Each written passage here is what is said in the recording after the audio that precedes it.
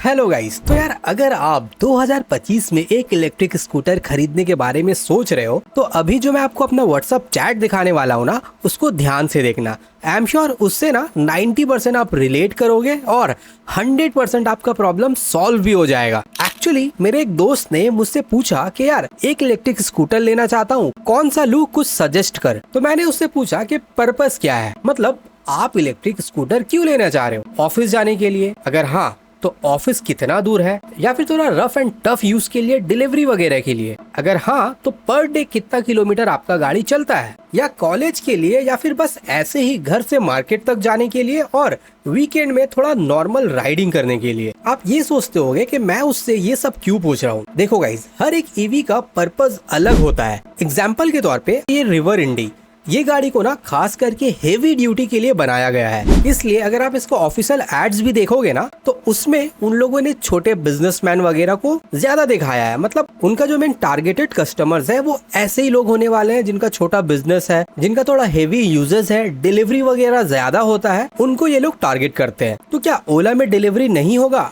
100% होगा, पर रिवर को खास करके इन सभी चीजों के लिए डिजाइन किया गया है। आई होप आपको समझ में आ रहा होगा। अब मैं अपने चैट पे वापस आता हूँ।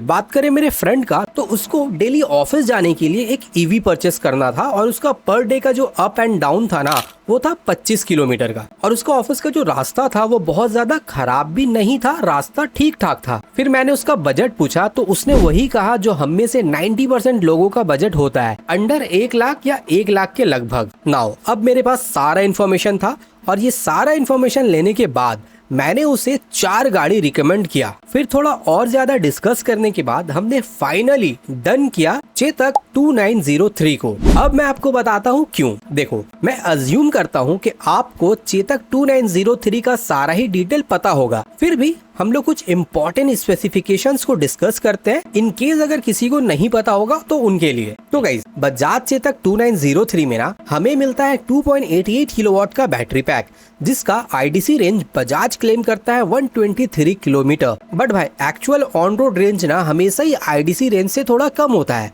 इस बारे में अगर आपको ज्यादा जानना है तो आप मेरा ये वाला वीडियो जाके देख लेना, चैनल में आपको मिल जाएगा, यहाँ पे मैंने अच्छे से समझाया है। नाउ बजाज का आईडीसी रेंज है 123 किलोमीटर। बट गाइज, ये गाड़ी ना ऑन रोड आपको एक बार फुल चार्ज करने पर आराम से 95 to 100 किलोमीटर का रेंज तो दे ही देता है, और किसी किसी केस में तो इससे भी अच्छा रेंज मिल जाता है। ऐसा मैं अपने मन से नहीं कह रहा हूँ, ऐसा कहना है हमारे चेतक व्हाट्सएप ग्रुप वाले मेंबर्स का। आप चाहो तो खुद ग्रुप में ज्वाइन होकर इन लोगों से डिस्कस कर सकते हो। ज्वाइनिंग के लिए सिंपली आपको कमेंट में लिखना होगा ज्वाइन, लिंक आपको दे दिया जाएगा। नाउ बैटरी के बाद किसी भी ईवी का सबसे इम्पोर्टेंट पार्ट क्या होता है? वो होता है मोटर। और बजाज का जो मोटर है ना वो थोड़ा डिफरेंट है।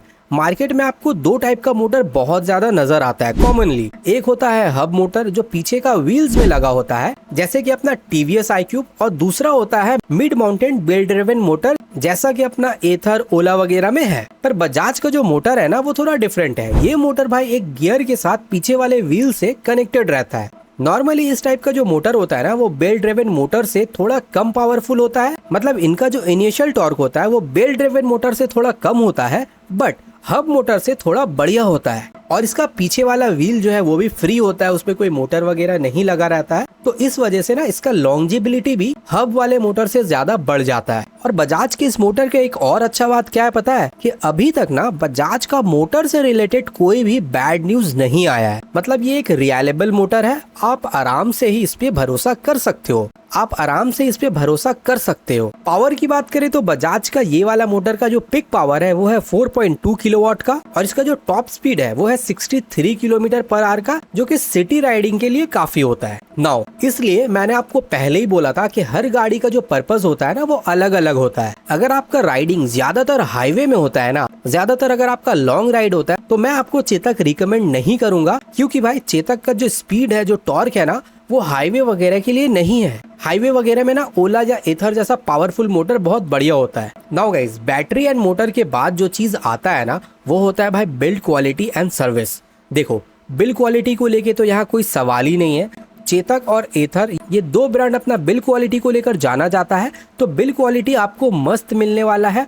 आपको फील होगा कि आप एक लोहा लेके रोड पे चल रहे हो। मजा आने वाला है अगर आप चेतक ले रहे हो। और रहा बात सर्विस का, तो ध्यान से सुनो। चेतक, विदा, एम्पेयर इलेक्ट्रिक, इन लोगों का जो सर्विस होता है ना, वो डीलर बेस होता है। मतलब आप जहाँ से गाड़ी लेते हो आपको सर्विस वही डीलर देता है। उनका खुद का सर्विस स्टेशन होता है। मैक्सिमम टाइम शोरूम के पीछे ही सर्विस होता है, नहीं तो आसपास में कहीं होता होगा, बट सर्विस आपको वही लोग करके देंगे। तो अगर आपका रिलेशनशिप उन लोगों से थोड़ा अच्छा बन जाता है ना, तो आपको सर्विस में कोई दिक्कत नहीं आता है। और एक ईवी में सर्विस सेंटर का करीब होना भाई बहुत जरूरी है, क्योंकि भाई पेट्रोल वाले मैकेनिक आपकी गाड़ी में हाथ भी नहीं लगाते हैं, समझ गए। तो गाइज, मेरा फ्रेंड का जो रिक्वायरमेंट था, लगभग 100 किलोमीटर का रेंज होना चाहिए, अच्छा बिल्ड क्वालिटी होना चाहिए। चेतक का सर्विस सेंटर भी उसके घर के पास ही था, 10 किलोमीटर के अंदर था। उसको बहुत ज्यादा हाईटेक फीचर्स का रिक्वायरमेंट भी नहीं था, इसलिए मैंने उसे चेतक 2903 रिकमेंड किया, क्योंकि इसका जो ऑन रोड प्राइस है ना, वो 1,05,000 के आसपास मिल भी रहा था। तो इसलिए मैंने उसे चेतक रिकमेंड किया, क्योंकि उसके रिक्वायरमेंट के हिसाब से सारा ही चीज चेतक में टिक आउट हो रहा था। और गाइस, ठीक इसी तरह से आप भी अपने रिक्वायरमेंट का हिसाब से अपने लिए बेस्ट ईवी चुन सकते हो। आई होप वीडियो आपको हेल्पफुल लगा होगा। और भी अगर कोई हेल्प चाहिए तो ग्रुप में आ जाइए, कमेंट में लिखिए ज्वाइन, लिंक आपको दे दिया जाएगा। और अब मैं आपसे वहीं मिलता हूँ।